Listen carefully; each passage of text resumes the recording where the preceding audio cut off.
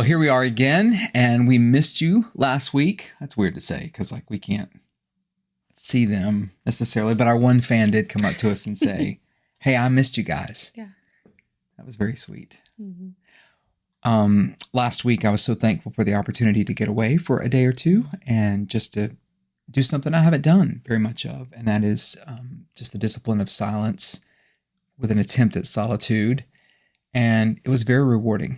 And You mean solitude with an attempt at silence? It's actually both. It takes silence to bring solitude, and solitude, it's very strange. But yeah, it was a wonderful time with the Lord and in His Word, and it was good to get back home, though. Mm-hmm. And so we didn't record one last week because I weren't here. Yeah. But it's good to be back. Hey, we talked so much about that March 3rd service for the weeks leading up to it. I just want to say how blown away we were just at the Lord's faithfulness and kindness to show up in such a powerful way. Thank you, Pastor Chris. Thank you, Pastor Eric.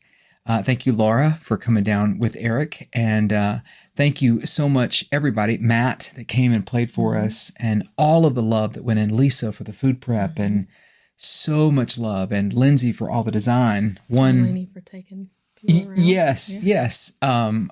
I'm looking at the membership covenant on my wall over there with the signatures on it, and it's just, it's a bit surreal, and it reminds me to pray often, and that this is the Lord's work.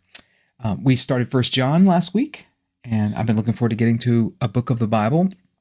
I'm also amazed at when we start a book of the Bible in ministry, how our reading complements or supplements some of the things. And 1 John starts off with an incredible bang telling us we need to testify. And Exodus, man, Moses is preparing the people saying, we've got a story to tell, but we got to get this thing together. What came up in your reading? We've got a week and a half, about 2 weeks to cover. So we're not going to cover 2 weeks today, but just a reading from the last 2 weeks as you were reading through. Yeah, the one that stood out to me for the last week was from Exodus 15. Verses 22, I think, down to 25. And it's where they begin to grumble for water. The water is bitter. And if you look at the notes, I started highlighting things like how many days between things and how many months had they gone before this happened and that happened. It's been 3 days since the Red Sea parted. 3 days. That's all it took for the people to forget that supernatural protection from the Lord, His provision, His presence, all those things. And they're already at a point where they can't trust that the Lord's presence is enough. Yeah. He just obliterated that entire army. And whatever you read in that context, if you think it was a swampy little marsh or if you think it was a sea, the whole army is gone. Right.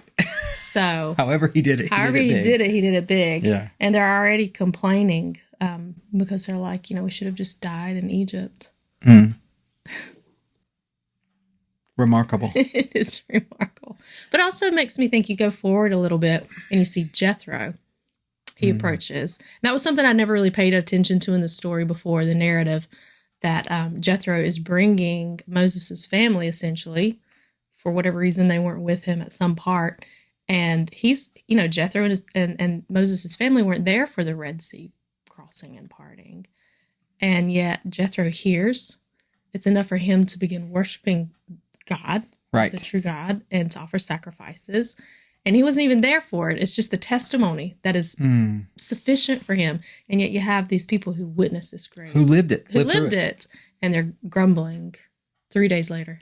Well, I can't relate to that at all. No, I know. My notes are thick of never struggle with how long does it take for me to get through something before I'm complaining? And to spiral, not just to complain, but to spiral so fast.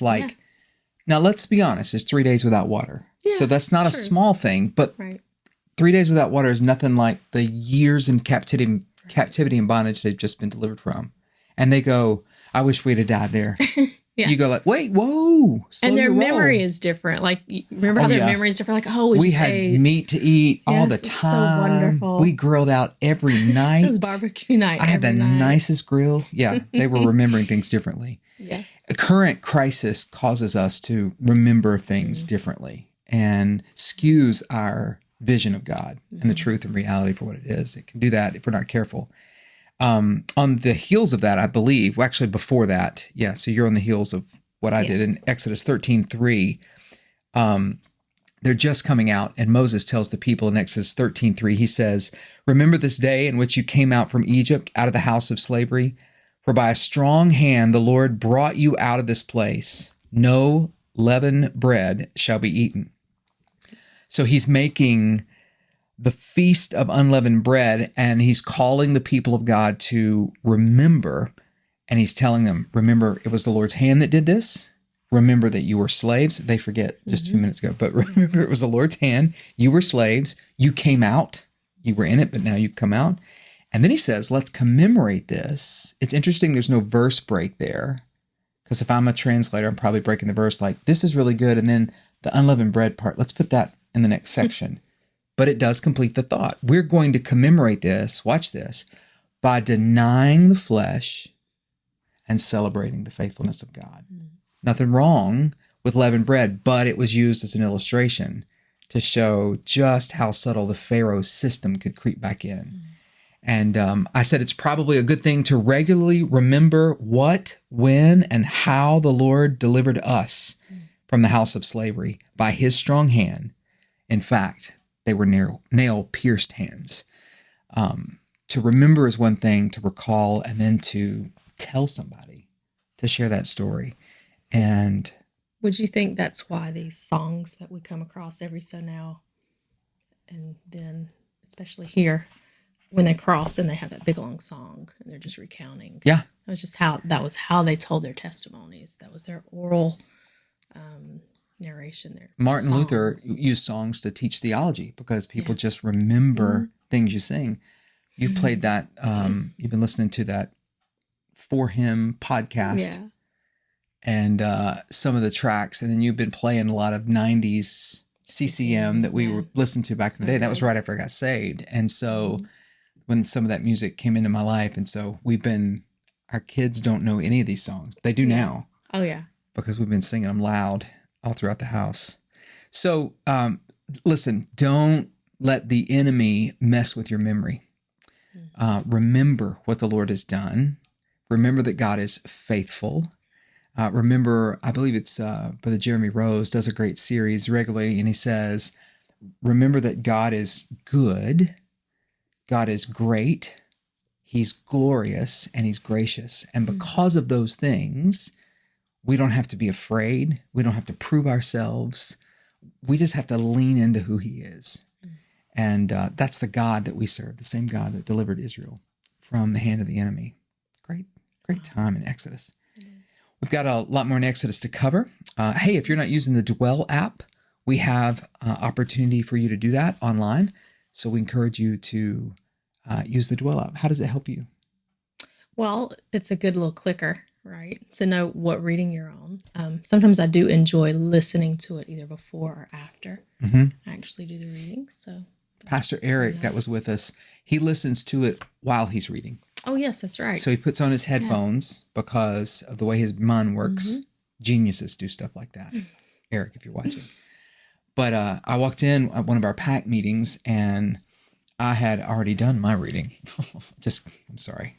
But I walked in on Eric, as we were going to the other side of the house, and Eric's in there with headphones on and his Bible open on the coolest little Bible stand I've ever seen in my life, because he travels with it.